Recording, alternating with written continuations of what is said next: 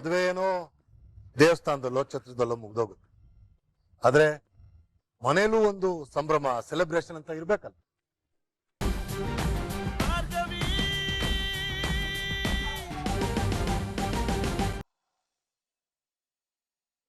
Sir, JP is my brother more than a friend.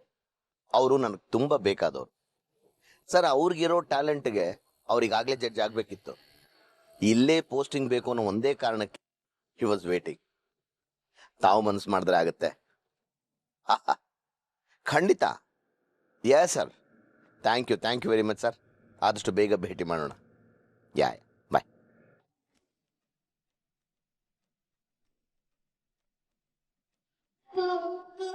ನಿಮ್ಮ ಸ್ನೇಹಿತನ judge ಮಾಡಕ್ ಹೊರಟಿದ್ದೀರಾ ಅಂತ ಆಯ್ತು. ನನ್ನ ಕೈಲಾದ ಸಹಾಯ ಮಾಡ್ತೀನಿ ಅಷ್ಟೇ ಸಿತಾರ. ಅದೇ ಕಾರಣಕ್ಕೆ ಇಷ್ಟೊಂದು ಖುಷಿಯಾಗಿದ್ದೀರಾ ಅಲ್ವಾ? ಮತ್ತೆ ಖುಷಿ ಇರಲ್ವಾ? ನಮ್ಮಿಬ್ರು ಸ್ನೇಹ ಎಂಥದ್ದು ಅಂತ ನಿನಗ್ ಚೆನ್ನಾಗಿ ಗೊತ್ತು. ನಮ್ಮ ಒಗ್ಗಟ್ಟೆ ನಮ್ಮನ್ನ ಇಷ್ಟು ದೂರ ಕರ್ಕೊಂಡು ಬಂದಿರೋದು. ಈಗ JP ಇದೇ ನಿಟ್ಟಿನಲ್ಲಿ ಜಡ್ಜ್ ಆದ್ರೆ ನನಗೆ ಲಾಭ.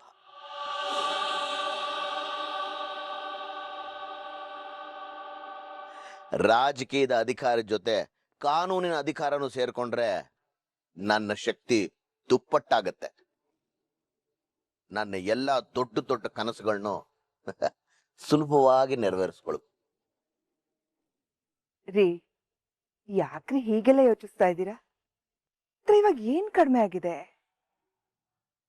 ಹಣ, ಆಸ್ತಿ, ಅಂತಸ್ತು, ಅಧಿಕಾರ ಎಲ್ಲಾವುದು ಇದೆ. ನಮ್ಮ ಹತ್ರ ಇಲ್ದೇ ಇರೋದು ಅಂದ್ರೆ ನೆಮ್ಮದಿ.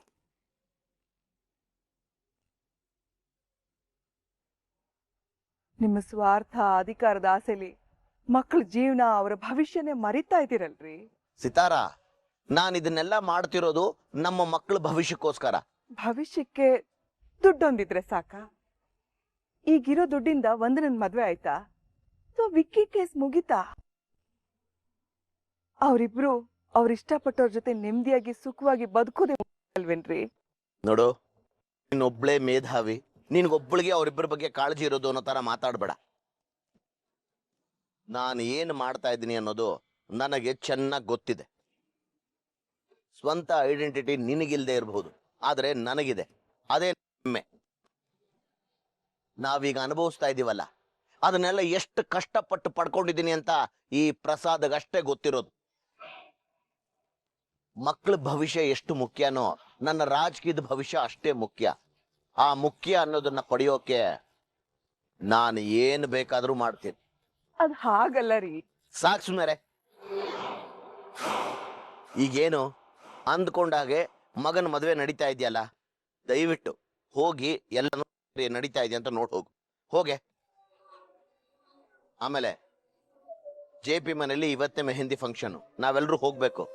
ಮರ್ತಿಲ್ಲ ತಾನೆ?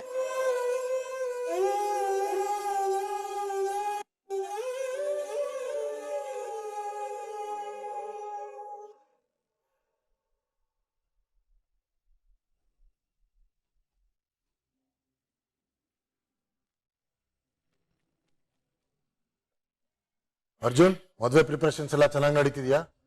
ಏನಾದ್ರು ಸಹಾಯ ಬೇಕು ಅಂದ್ರೆ ಅವನನ್ನು ಇನ್ವಾಲ್ವ್ ಮಾಡ್ಕೋ. ಬವ, ನಾನು ಯಾವಾಗಲೂ ರೆಡಿ ಇರ್ತೀನಿ.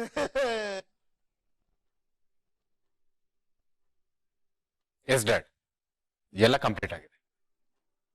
ರಿತು, ಮದ್ವೆ ಸೀರಿಯಲ್ ರೆಡಿ ಆಗೋದು ಒಂದೇ ಬಾಕಿ ಬಾವಾ.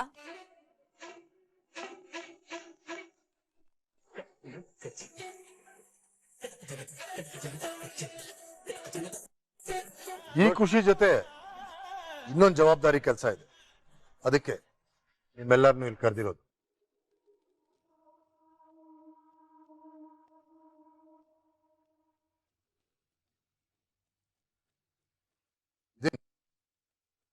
ಜವಾಬ್ದಾರಿ ವಿಷಯ ಅಂತ ಹೇಳಿದ ತಕ್ಷಣ ಎಲ್ರು ಯಾಕೆ ಮುಖ ಸಪ್ಪೆ ಮಾಡ್ಕೊಂಡ್ರಿ?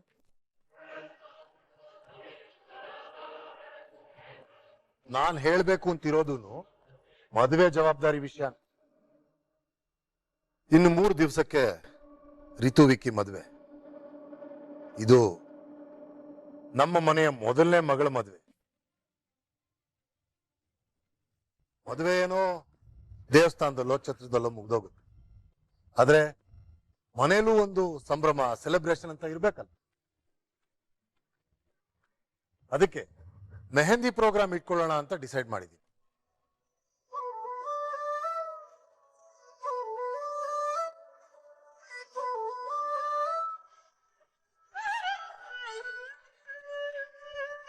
ಸೂಪರ್ ಜೆಪಿ, ನನಗಂತೂ ತುಂಬಾ ಖುಷಿ ಆಯ್ತು. ರಿತು, ನಿಂಗ್ ಓಕೆನಾ? ಥ್ಯಾಂಕ್ಸ್ ದೊಡ್ಡಪ್ಪ.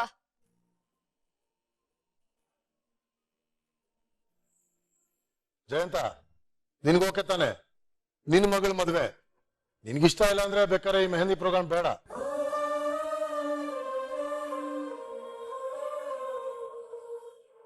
ನಿನ್ಗೇನ್ ಖುಷಿ ಅನ್ಸುತ್ತೋ ಹಾಗೆ ಮಾಡೋಣ. ಒಟ್ನಲ್ಲಿ ನನ್ನ ಮಗಳು ಖುಷಿಯಾಗಿದ್ರೆ ಅಷ್ಟೇ ಸಾಕು.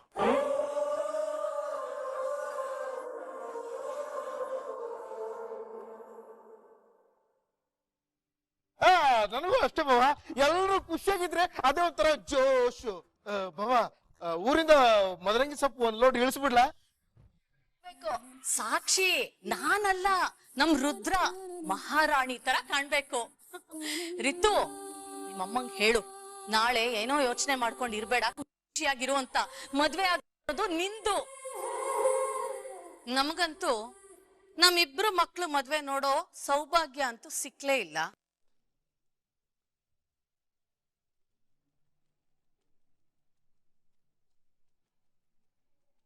ಜಯಂತ್, ಅಟ್ಲೀಸ್ಟ್ ನಿನಗೆ ನಿನ್ ಮಗಳ ಮದ್ವೆ ನೋಡೋ ಸೌಭಾಗ್ಯ ಸಿಗ್ತಾ ಇದೆ, ಖುಷಿ ಪಡು.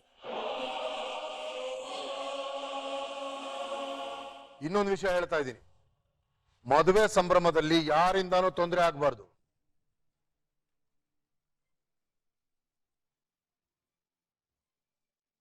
ಮುಖ್ಯವಾಗಿ ನಿನ್ನಿಂದ ಏನು ತೊಂದರೆ ಆಗ್ಬಾರ್ದು ಭಾರ್ಗವಿ. ನಿನಗೆ ರಿತು ವಿಕ್ಕಿ ಮದ್ವೆ ಬಗ್ಗೆ ಏನು ಪ್ರಾಬ್ಲಮ್ಸ್ ಇಲ್ಲ ತಾನೆ?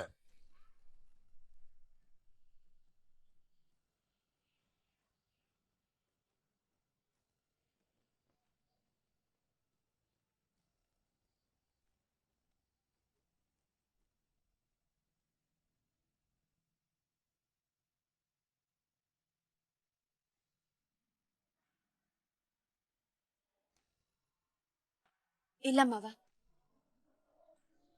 ಈ ಮನೇಲಿ ನನ್ನ ಸ್ಥಾನ ಏನು ಅಂತ ನನಗೆ ಗೊತ್ತು. ನೀವ್ ಹೇಗ್ ಹೇಳ್ತಿರೋ ನಾನು ಹಾಗೆ ಇರ್ತೀನಿ.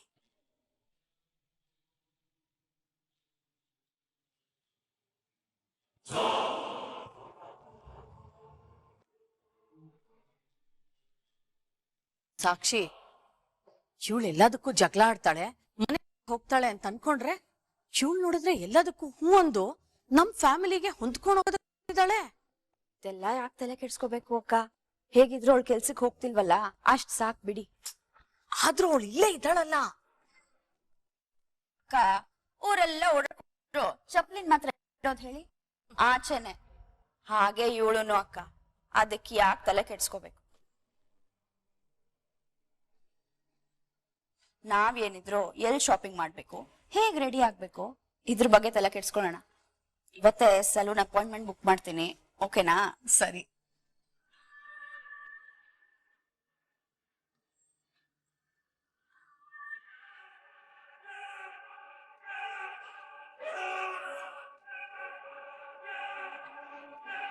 ಗಂಡ ಹೆಂಡತಿ ಹಾಲು ಜೇನಿನ ತರ ಒಂದಾಗ್ತಿರೋದ್ ನೋಡು. ಇದೇನು ಇವಳದೇ ಮನೆ ಕುಟುಂಬ ಅನ್ನೋ ಹಾಗಾಡ್ತಿದ್ದಾಳೆ. ಇದು ನನ್ನ ಕುಟುಂಬ ಭಾರ್ಗವಿ. ಇಲ್ಲಿ ಮೊದಲು ಬಂದಿತ್ತು ನಾನು. ಇಲ್ಲೂ ನೀನು ನನ್ನ ಸ್ಥಾನ ಕಿತ್ಕೊಳಕ್ಕೆ ನಾನ್ ಬಿಡೋದಿಲ್ಲ. ನಗ್ತಿರೋ ಅರ್ಜುನ್ನೇ ನಿನ್ನ ಮೇಲೆ ಕೋಪ ಮಾಡ್ಕೊಂಡು ಆಚೆ ಹೋಗೆ ಅನ್ನೋ ಕಾಲ ಆದಷ್ಟು ಬೇಗ ಬರುತ್ತೆ, ನೋಡ್ತೀರಿ.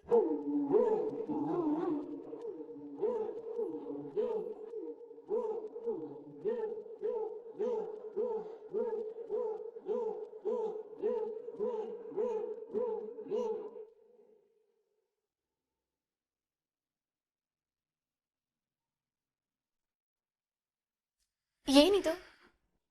ನನ್ನ ಕಡೆಯಿಂದ ಒಂದು ಚಿಕ್ಕ ಗಿಫ್ಟ್. ಓಪನ್ ಮಾಡಿ. ಗಿಫ್ಟಾ? ನವರಾತ್ರಿ ದಿನ ಅಜ್ಜಿ ಮಾತಾಡುವಾಗ ಕಾಲುಂಗ್ರ ಬಗ್ಗೆ ಹೇಳಿದ್ರಲ್ಲ, ಅದಕ್ಕೆ ತಂದೆ.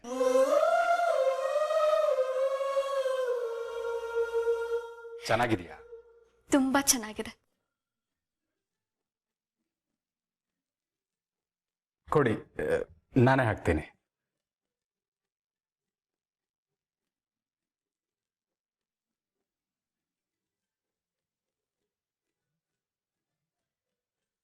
ಕೂತ್ಕೊಳ್ಳಿ.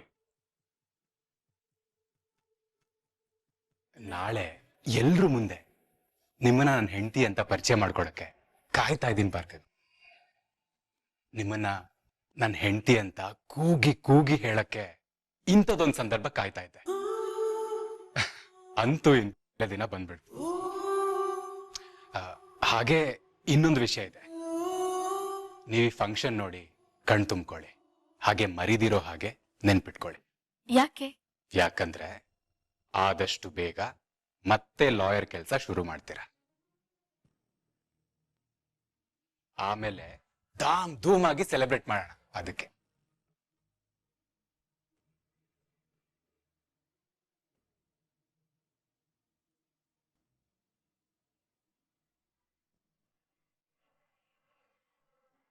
ಗಿಫ್ಟ್ ಅಂತೆ, ಸೆಲೆಬ್ರೇಷನ್ ಅಂತೆ. ಹೆಂಡತಿನ ಹೊಗಳಕ್ಕೆ ಅವಕಾಶ ಸಿಕ್ಕಿದ್ರೆ ಸಾಕು ಅಂತ ಕಾಯ್ತಾ ಇರ್ತಾನೆ.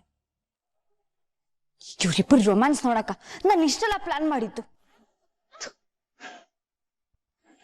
ಇಲ್ಲ, ನಾನು ಸುಮ್ಮನೆ ಇದ್ರೆ ಈ ಭಾರ್ಗವಿ ಪರ್ಮನೆಂಟ್ ಆಗಿ ಇಲ್ಲೇ ಸೆಟ್ಲ್ ಆಗ್ಬಿಡ್ತಾಳೆ. ಚರಣ್ ಬೇರೆ ಬರೋ ದಿನ ಹತ್ರ ಬರ್ತಿದೆ. ಅವನ್ ಬರೋಷ್ಟ್ರಲ್ಲಿ ಇವಳನ್ನ ಮನೆಯಿಂದ ಆಚೆ ಕಳಿಸ್ಬೇಕು. ಸರಿ, ನೀವು ರೆಡಿ ಆಗಿ.